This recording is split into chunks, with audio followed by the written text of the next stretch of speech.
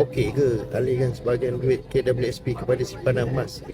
Yang pertama, tuan-tuan dan puan-puan, kena faham, emas memang bantu daripada duit bocor.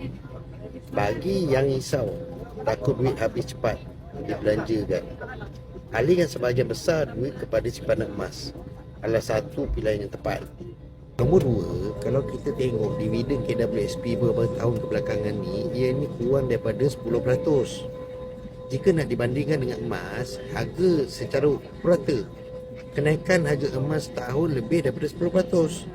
Dan jika anda kira kenaikan daripada 2024 hingga 2026, 1 gram emas pada tahun 2024 berharga RM406. Hari ini 2026, 1 gram berharga RM585.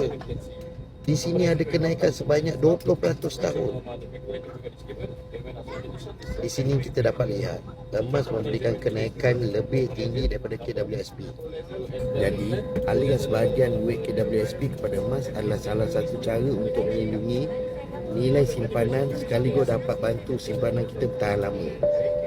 Jadi, bagi yang hari ini nak tambah emas, jom klik sign up untuk saving list secara percuma.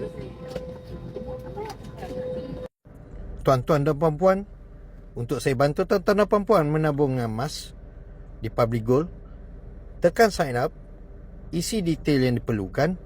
Saya akan hubungi tuan-tuan dan puan-puan dalam masa 24 jam. Terima kasih.